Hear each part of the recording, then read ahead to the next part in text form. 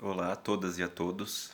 Faz tempo que eu não faço uma das nossas pílulas de filosofia, então trago aqui mais uma reflexão curta, básica, para que a gente pense a partir de uma autora muito importante, um dos problemas fundamentais da nossa época, do nosso contexto, da nossa condição atual.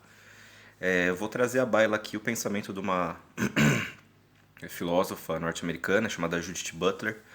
Ela é muito conhecida pela teoria queer, por discussões sobre gênero, sexualidade, enfim. Só que antes de tudo, ela é uma grande filósofa política. E ela traz um pressuposto que é basicamente o pressuposto de todo o pensamento feminista atual, e nos ajuda talvez a pensar os problemas a partir de uma outra matriz de pensamento, que faz com que a gente se separe um pouco daquela fundação da modernidade, da política moderna, com base na noção do sujeito como sendo um sujeito autossuficiente e em posse de todas as ferramentas para se emancipar. Como a gente pode pensar, por exemplo, no Kant, no seu conceito de minoridade e esclarecimento, né? O homem é o próprio culpado pela caída na minoridade intelectual, porque ele não se serve do seu entendimento sem a tutela do outro.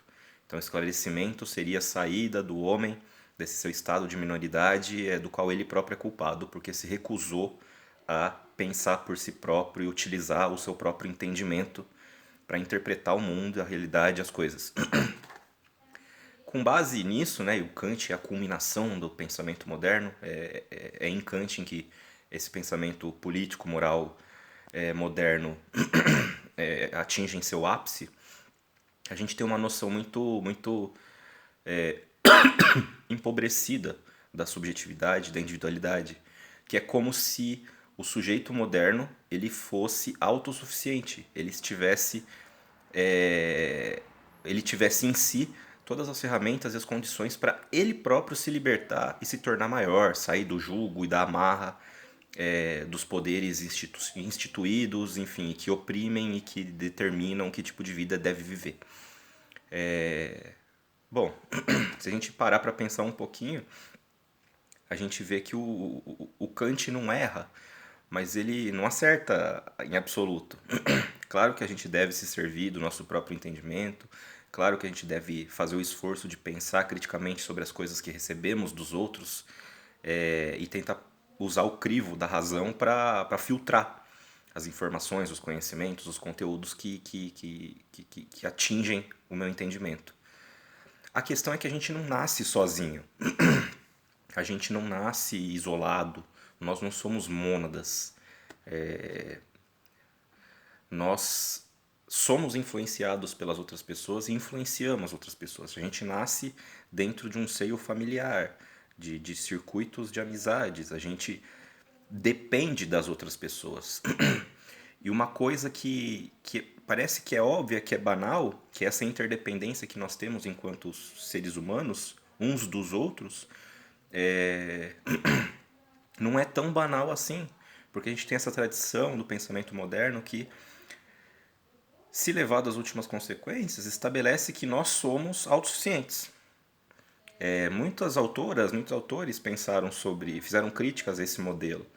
Mas a Butler, ela oferece um pressuposto muito claro, muito objetivo, e ele é muito bonito para que a gente pense a nossa humana condição à luz das relações que nós travamos com os outros seres humanos. A Butler tem um texto chamado Vida Precária, o poder da dor e da violência, se não me foge a tradução, Precarious Life. E nesse texto, a Butler vai dizer que nós somos todos vulneráveis.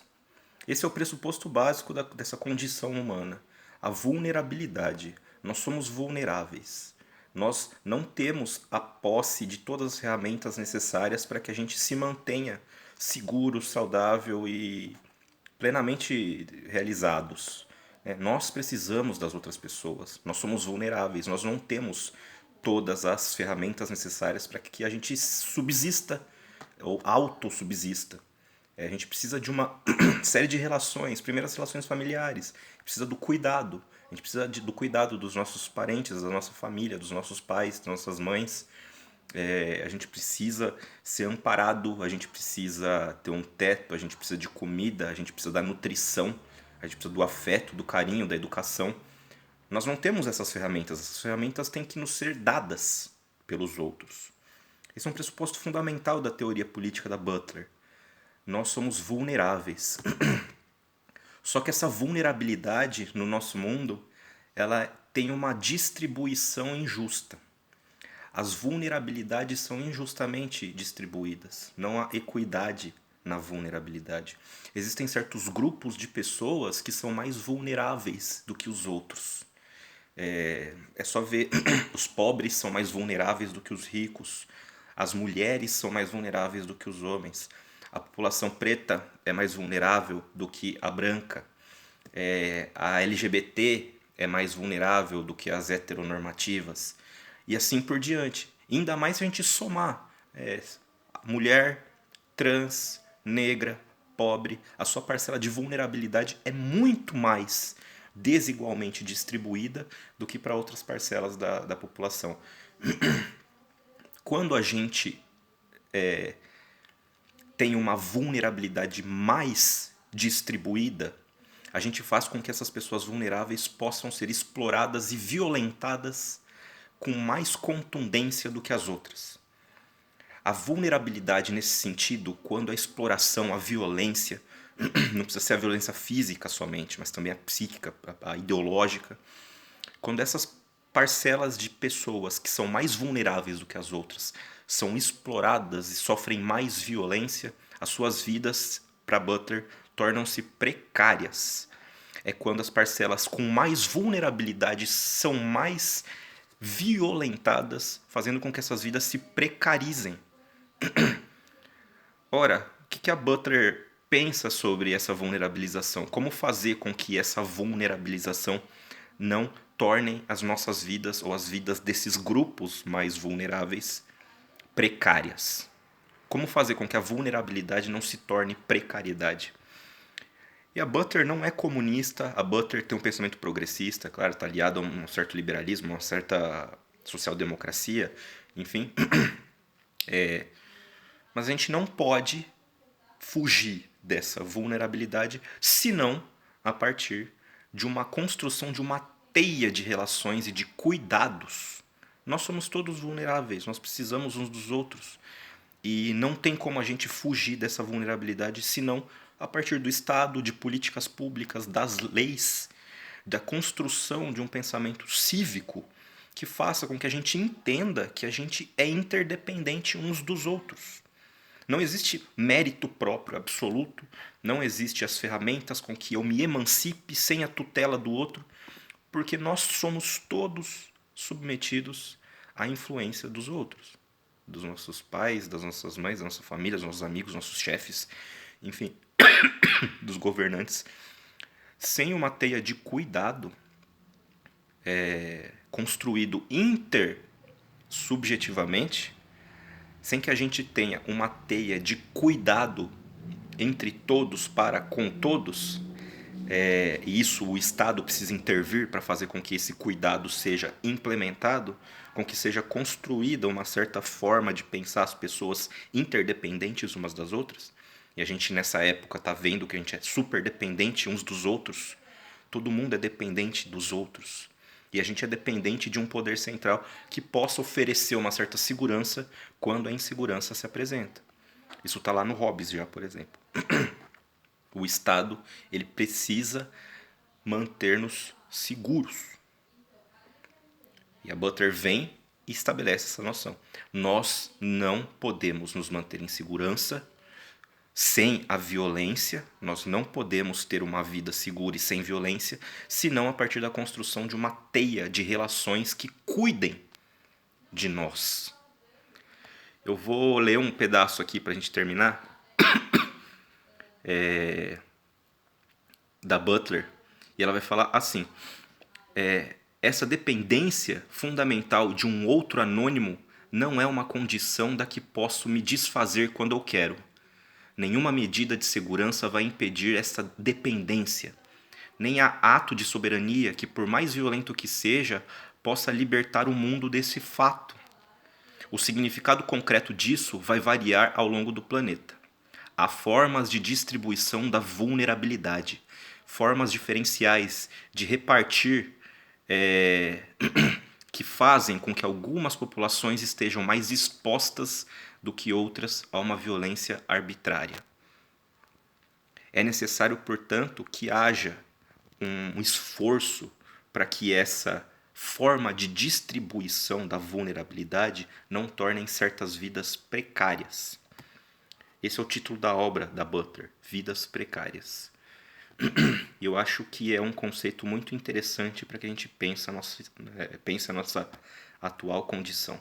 Levar a sério o que a Butler fala, como uma grande filósofa política, para a gente entender a nossa época, é fundamental para que a gente diagnostique nossa condição atual e tente amenizá-la, tente fazer com que esse fato não se torne um destino